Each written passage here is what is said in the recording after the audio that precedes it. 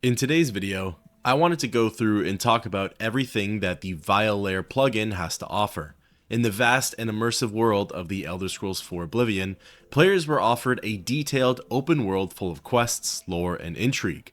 As part of its series of downloadable content expansions, Lair stands out for its unique setting, dark narrative, and thematic ties to one of the game's most compelling storylines, the Dark Brotherhood. Released in July of 2006, Lair was the 6th expansion added to the game, and it introduces an intriguing layer to Oblivion, providing players with blends of a new location, items, quests, and characters. As per usual, the facts and information provided are brought to you by the game itself, as well as the unofficial Elder Scrolls pages. The Lair expansion centers around a secluded hidden lair. It's situated within the Blackwood region of the province, and the lair serves as the player's new home. It's a private and sinister underground location that offers several unique features, both in terms of gameplay and story. Unlike other homes available in Oblivion, the lair is designed for darker, more morally ambiguous characters, reflecting the type of gameplay Oblivion allows, a broad range of choices that span from heroism to villainy. The Lair plugin can be accessed as soon as the player installs and loads up the game. Along with many of the other expansions, this one begins with the player receiving a note and a new questline right from the get-go. The quest is titled Deepscorn Hollow, and it details how the player was handed a mysterious note. It's specifically titled Bloodstained Note, and it reads, "I have watched you from afar, and feel it is time to make myself known. I am Greywyn, the last of the Crimson Scars." Once a powerful force rivaling the Dark Brotherhood itself, the Scars were the true followers of Sithis, and the masters of deception. I will be departing this world soon, as the cold embrace of the Night Lord calls to me. All I have, I leave as a legacy to you. My home, Deepscorn Hollow, will be your new haven. Use the map on the reverse of this note to find it. All that lay within is yours to do with as you please. I have but one request in return. Further the ways of shadow and honor Sithis with the darkest of deeds. Make the virtuous pay for their blasphemy with their lifeblood staining your blade. May Sithis guide you, signed, Greywyn. Popping open the map and scrolling to the far south, the player will find Deepscorn Hollow just off of the Topple Bay, south of Bogwater Camp, and southeast of Tidewater Cave. Similar to Frostcrag Spire, it's a location that can be fast traveled to right from the start. The small island showcases the skeletal remains of a farmhouse, a well, and some other smaller structures.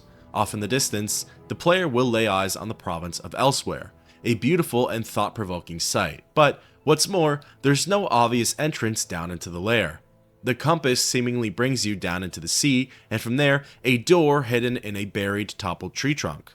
Gaining access inside via Greywyn's key, you'll swim up and forward to the real entrance of Deepscorn Hollow. As soon as you reach the archway, you'll receive a quest update regarding the Forgotten Journal placed atop a nearby stool. Picking it up, it reads, Tertis, the 18th of Rain's Hand, 3rd Era, Year 421. Sithis speaks to me. He does not use words, but I can hear his voice. Echoes of darkness spring from his lips and tell me what I must do. The Dark Brotherhood must be purged of its clean-blooded vermin, and a new order must take the reins. The time is nigh for the vampire to claim his rightful place as the true hands of Sithis.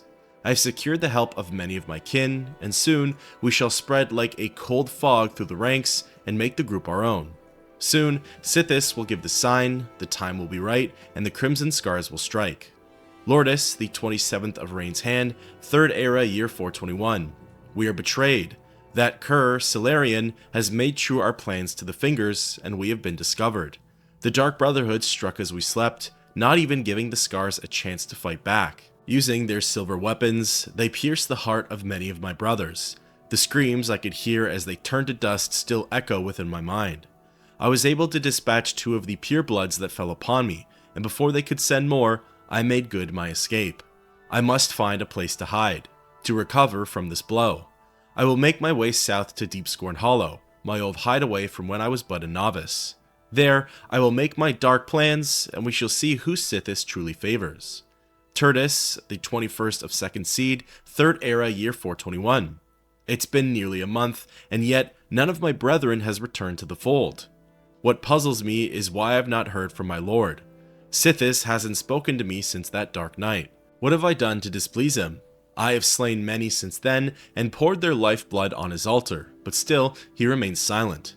As I ponder this, I turn my attentions to the Lair. Deepscorn Hollow will rise as the new headquarters of the Crimson Scars, but it must be prepared. So much to do. Lourdes, the first of mid-year, 3rd era year 421. The Lair has improved much.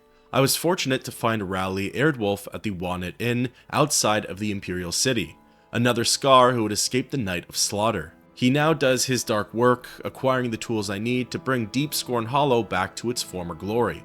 I must remember him in the future should I ever need these items again. Midas, the 17th of Sun's Height, 3rd era year 421. All along, I was mistaken. All along, I was the blight upon Sithis and his dark name. Tonight, he spoke to me again, and I learned of his displeasure. Again, I heard no words, but I knew the meaning. I was meant to take blood, to spill blood, but never to taste blood. My sanguine ways have offended my lord. I must cleanse myself of this filth. I must find a way. Turdis, the 30th of Sun's Height, 3rd era year 421. I have found it. My lord will be pleased. My answer lies with the purge blood salts. Yes, I will bathe in these tonight and free myself from my old ways. Hail Sithis, dark ruler, soon I will be your only true disciple. Before paying a visit to Airdwolf, I wanted to do a quick walk through some of the areas, just to see what I was working with. The lair consists of natural caverns, mixed with areas that utilize stonework as we see in most crypts of Cyrodiil. At the center of the first area lays a long tree root, exposed to the light from the well above. To the right of this area is a small nook that comprises of natural cavern walls. For now, the only thing of note in here is something called a victim's loot chest, although that is empty right now. To the left of the entrance area is a stairwell leading up into another zone called Deepscorn Cloister. This area's aesthetics is certainly more reminiscent of chapel undercrofts and burial sites. With a few different directions to go, I turned right and walked down a small corridor, ending up at a new zone called Deepscorn Bastion. The bastion consisted of a small room that had 3 other areas to explore. The one on the left hand side led to a little nook with nothing but some spiderwebs and a broken crate. The one directly ahead though led to the one site I really wanted to visit, the Deepscorn Shrine. After descending down a pathway and rounding the corner, I got to lay eyes on the shrine to Sithis himself. It was a really neat sight to see, especially through my own perspective. The room felt menacing and gave off a sense of dread, which was pretty appropriate for the Dreadfather. At the base of the statue was an obscure object called the Ichor Basin, which I had no idea what it could be used for. On the base itself, jutting out in front of all of the skulls, was a container titled An Unusual Box. Inside, it contained an enchanted Daedric dagger called the Crimson Eviscerator. The Eviscerator had a base damage rating of 20 and had the enchantments of Absorb Strength for 15 points for 5 seconds, Damage Health and Magicka for 30 points, and the ability to inflict a weakness to poison on the target for 30%. Definitely a useful blade for more than just the mundane assassin. It was here I decided now would be a good time to leave and return with a fully renovated space. Exiting the shrine and making the first right in the corridor, it will lead the player to a trapdoor, ascending all the way up to the Topal Bay. Fast traveling over to Walnut Inn and heading on inside, you'll come across a new NPC, the aforementioned Rowley Airdwolf. Rowley appears as a male Breton and shares the same dialogue as a few other characters in the game, namely Shady Sam. Rowley, similar to Nilfis and Aurelionway of the Fighter Stronghold and Wizard's Tower expansions, sells you the necessary upgrades, among other things. He also provides journeyman level training in Sneak. Interestingly, Greywind calls out Rowley as being a member of the Crimson Scars, yet he isn't a vampire, nor does he have any of their traits. I wonder if he's supposed to be more of a Cyrodiil type of vampire, as opposed to a Count Hasseldor type. Anyways, Airdwolf has all 8 upgrades available for purchase. The 7-room expansions each cost me 2,955 gold, except for the first transaction, which was 3,094 gold. The Ichor of Sithis cost me 5,066 septims, running me up a tab of over 25,800 drakes. With everything purchased and Deepscorn Hollow fully furnished, the quest tied to this expansion is now complete. Let's go ahead and see what the space is looking like now. Fast traveling back to the Topol Bay, unlike the two new player homes already covered, the Vile Lair doesn't have much going for it on the outside. This, however, does make sense, as it's supposed to be a hidden and low-profile player base. Heading on inside of the hollow and emerging from the water, right off the bat, you'll see that there were some changes made. The front area's tree was removed, and replacing it, a lush garden filled with poisonous and toxic plants, which can be utilized for the assassin's every needs. Of most important to note here is the new plant, the chokeberry. The chokeberry acts the same as poisoned apples, except due to them having weight, they cannot be reverse pickpocketed, and therefore must be left out for NPCs to eat. Atop the garden is a bucket connected to the well outside. Shooting it with a bow will cause the vessel to sway back and forth, showering the garden below with hidden septums. Another secretive feature in this first area is called Greywind's First Cache. There are 4 caches in total scattered around the lair, and they all contain an assortment of gems, jewelry, and gold. Moving on to the room on the right hand side, the once barren cave space is now kitted out with furniture, combat equipment, a bed, some containers, and a rather unique art piece. This section is where the player's Dark Minion spends a lot of their free time.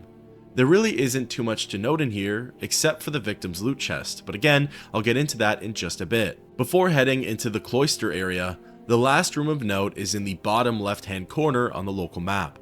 This is actually a storage space and provides the player with a plethora of containers to stash their gear and loot in.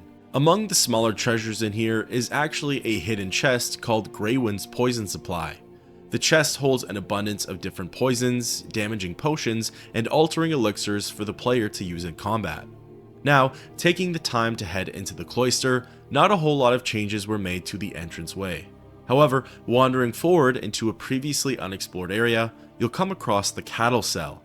This space consists of cave walls, and along the southern side, there's a Deepscorn prisoner behind bars, who's forever in a deep sleep.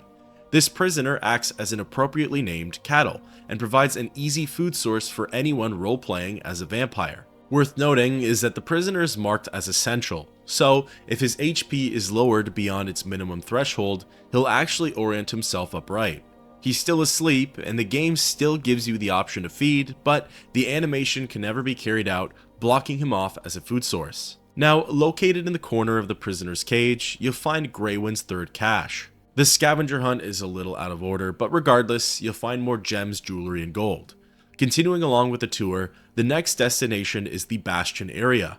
A small dining room has been added in, along with a few other furnishings and containers. The nook to the left that was once barren now serves as the Lair's library. The library actually features some unique and interesting reads. For starters, there are 2 new books that have been added into the game. The first, which I know I'm going to butcher, is titled Opus Scholas Lamebal ta Meza Morti. This book actually goes over the origins of the vampire and is pretty disturbing. It involves Molag Bal, a young woman named Lamé, and Bal's vendetta against Arche. Although it really is unpleasant to read over, it does offer insight into how and why the creatures of the night were created. Another new book in the library is called Manifesto Cyrodiil Vampirum. This one acts as sort of a beginner's walkthrough to vampirism and how most vampires operate. It details that they like to stick together, hide their true nature, blend into society, worship Molag Bal, and need to feed in order to look like the regular folk. Among the rest of the library are a variety of skill books that can prove useful to every player.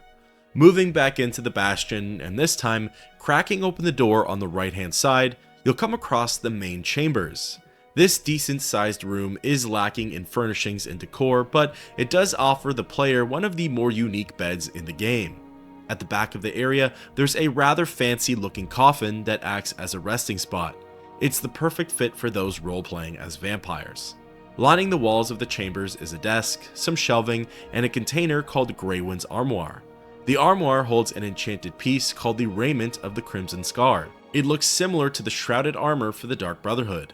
It has an armor rating of 12, the enchantments of Fortify Agility and Speed for 15 points, Fortify Sneak, Marksman, and Blade for 25 points, Reflect Damage for 35%, and it also has a whopping value of over 24,500 gold.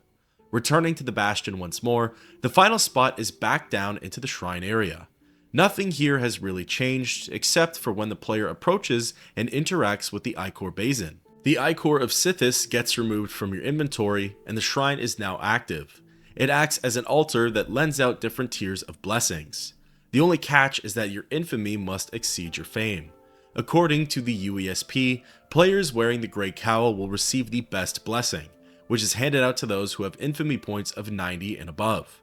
It restores all attributes by 100 points, restores health for 200 points, cures all diseases, fortifies health for 25 points, agility for 10, sneak for 20, and grants 50% chameleon, all for a time period of 20 minutes.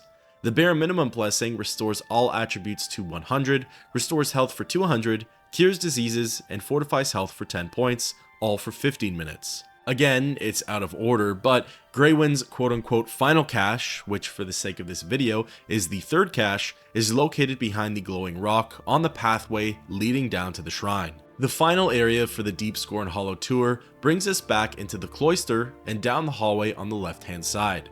This room is decent in size and consists of multiple walkways surrounding a crater in the center. Along the walkways in one of the corners, you'll find Purge Blood crystal formations. Inside of them is an ingredient called Purge Blood Salts. Approaching the half-submerged pillar, its nameplate calls it the Font of Renewal and is used for curing vampirism. This was one of the expansion's features I had to test out for myself, just to see how easy and convenient it was compared to the cure quest.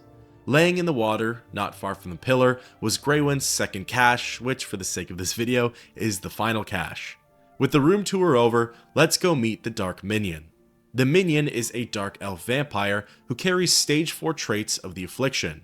He's short for dialogue, but you can actually send him out on a task to go murder in the name of Sithis. He complies and heads for the trapdoor leading out into the Topple Bay. Attempting to follow him, as soon as you go through that door, he'll be out of sight and nowhere to be found. At first, I was confused, but apparently the Dark Minion will be gone from the lair for 2 days. He's out in Cyrodiil, attempting to send some innocent souls to Sithis' Void. After the 2 days are up and the clock strikes midnight, if the player is in Deepscorn Hollow, there's a 75% chance that you'll receive a notification that the Minion was successful in their hunt. If so, you gain 1 infamy point, and the Minion shows you what the victim's loot chest is used for. He'll place randomized goods in there, and honestly, for a very passive task, it's not a bad way to earn some coin and useful tools. The last feature I'd like to explore is the Font of Renewal. For this one, I went out and contracted porphyric hemophilia from one of the various vampire dungeons in the province. Returning to the lair and resting for the appropriate amount of time, the disease set in and I was a creature of the night. Going over to the cattle cell, the prisoner really does make for an easy and convenient feeding source. In between quests and spelunking adventures, the player can make quick pit stops back at the lair for a feed, if they wish to stay at level 1 vampirism. Now, as for the Font of Renewal, curing the disease was as simple as grabbing a sample of the Purge Blood Salts, interacting with the pillar, and selecting yes. This is leagues easier than the lengthy cure for vampirism quest, and makes for a very quick way to be rid of the disease once and for all. With that, the tour of Deepscorn Hollow is officially concluded. I really like the concept of the Lair plugin. The more I play through the remaining expansions of Oblivion, the better I can see into their initial purpose. The home DLCs provide specific experiences for each playstyle. Of course, an assassin could use Frostcrag Spire, a wizard could use Battlehorn Castle, and a knight could use Deepscorn Hollow. However, for better player immersion and for accurate roleplay into different character classes, it's really cool to see how Bethesda designed each base and outfitted them with different features pertaining to each of their needs. The weapons, armor, ingredients, potions, NPCs, and basic functions of Deepscorn Hollow are best suited for vampires, assassins, and in general, those who are embarking on an evil playthrough. In terms of aesthetics and charm, it certainly utilizes its unsettling atmosphere in a creative way. I think the Lair is the base I'd probably least want to use, and that's purely because it slightly creeps me out, which is exactly what it wants to achieve. For most of my mundane playthroughs, I feel like it wouldn't serve my needs as well as say Battlehorn Castle or Frostcrag Spire. Plus, it really doesn't feel like a very homey and inviting space. However, if I were to go ahead and play as an infamous character, This would certainly be my first stop right out of the Imperial prison. I'd love to know your thoughts on this expansion, and until next time, keep on adventuring.